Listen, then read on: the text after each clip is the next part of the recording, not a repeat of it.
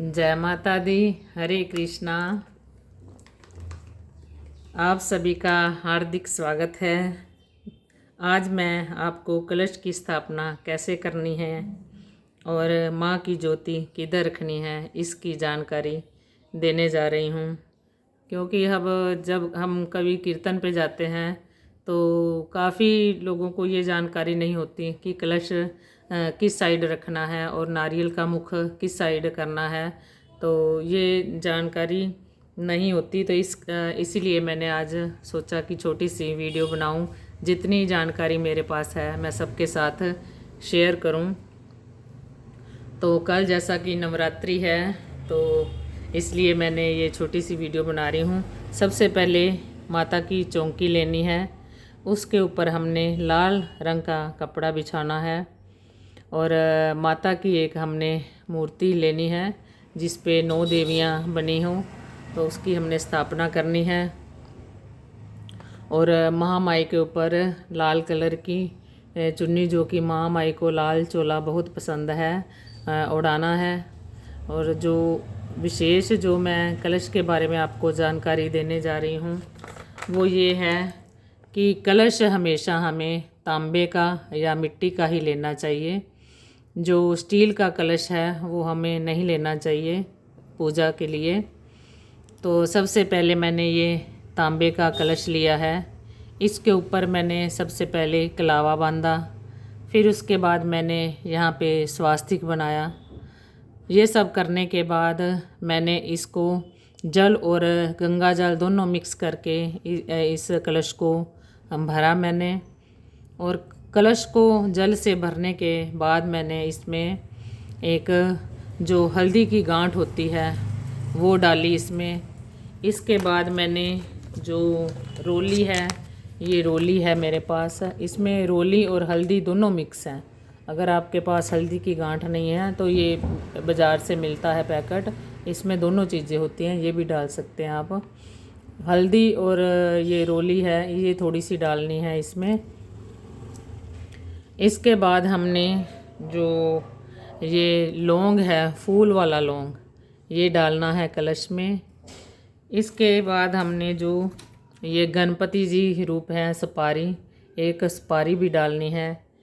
इसके बाद हमने छोटी इलायची, 2-3 छोटी इलायची भी डाल देनी है, ताकि जो 7-8-9 दिन जल रहता है वो वैसे ही दूषित ना हो, तो ख़राब हो जाता है जल 8-9 दिन जब जल रहता है। तो अगर उसमें इलायची वगैरह डालोगे तो जल का जो टेस्ट है वैसे का वैसा ही बना रहता है जब आप उसमें छोटी इलायची डाल देते हो। तो ये सब डालने के बाद फिर हमने एक 5 रुपये का सिक्का या 1 रुपये का है, 2 रुपये का, जितने भी हैं आपके पास सिक्का डालना है।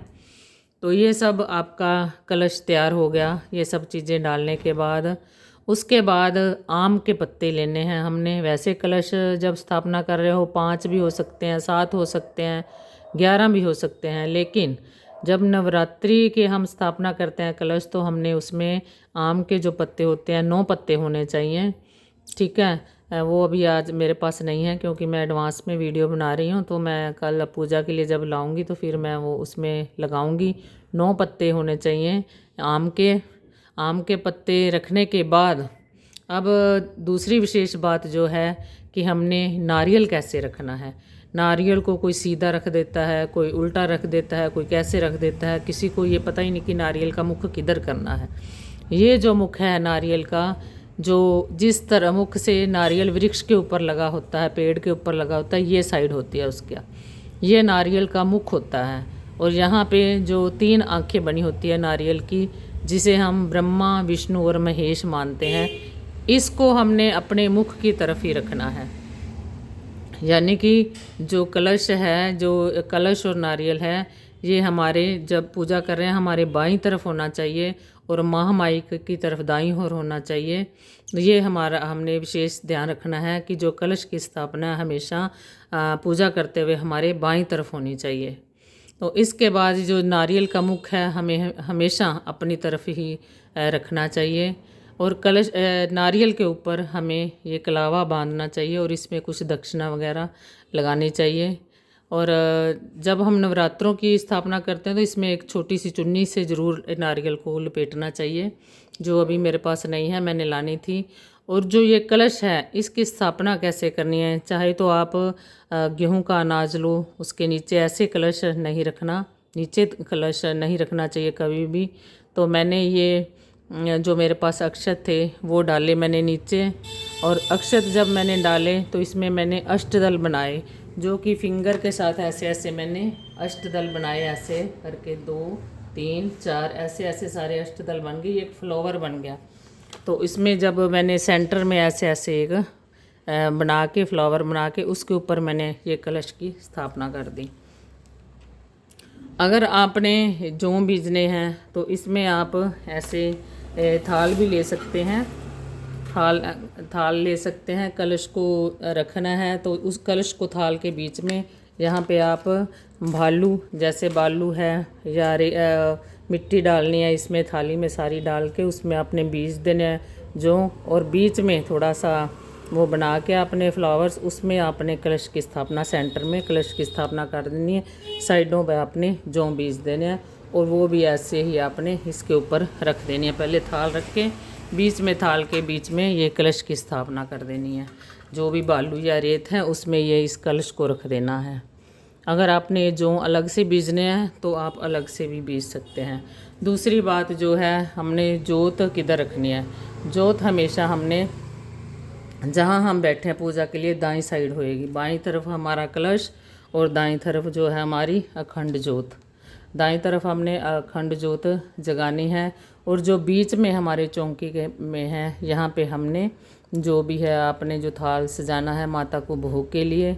आरती के बाद जो आप पहले आरती करनी है महामाई का, दुर्गा चालीसा या दुर्गा सप्तशती का पाठ भी हमेशा हमें करना चाहिए दोनों टाइम। जब आप घर में नवरात्रि की पूजा करते हैं तो इसमें आपने फ्लावर्स वगैरह भी, जब जोत जगानी है इसमें फ्लावर भी लेके आने हैं, फ्लावर भी फूलों से भी सजाना है जोत को, फल से भी, फल भी रखना है, ऐसे खाली जोत नहीं रखनी, तो साथ में फूलों से भी सजाना है। इस प्लेट में भी आपने ये स्वास्तिक बनाना है, और माँ माई की जोत पे भी हमने 9 टिक्के लगाने हैं। यहाँ पे भी अपने उससे संदूर से 9 टिक्के लगाने हैं सारी जोत के साइडों में। तो जो भी हमने पूजा का एक हर बदल बदल के आपने एक फल रोज़ माता को और मिष्ठान जो भी भोग लगाना है वो आपने यहाँ पे सेंटर में रखना है माता के भोग के लिए। और सबसे पहले आपने, जैसे मैंने बोला है, दुर्गा चालीसा, स्वास्तिक, दुर्गा सप्तशती का पाठ, आरती, उसके बाद आपने फिर महामाई को भोग लगाना है। इस तरह आपने जो है नवरात्रि की पूजा करनी है। और जो विशेष पूजा होगी हर दिन की, उसकी भी मैं कोशिश करूँगी, वीडियो बनाऊँगी। जो आज मैंने विशेष वीडियो बनाई है कलश की स्थापना कैसे करनी है, क्योंकि कईयों ने, जब हम कीर्तन में जाते हैं तो कलश कहीं होता है, नारियल का मुंह कहीं होता है, तो बहुत दुख होता है देख के भी। ये जानकारी हमें सनातन धर्म वाले, जो भी सनातन धर्म को मानते हैं, उनको ये जानकारी ज़रूरी होनी चाहिए। जितनी मुझे नॉलेज थी वो मैंने आपके साथ शेयर की। अगर आपको भी अच्छी लगी तो आप आगे भी अपने रिश्तेदारों को शेयर करना। जय माता दी, हरे कृष्णा।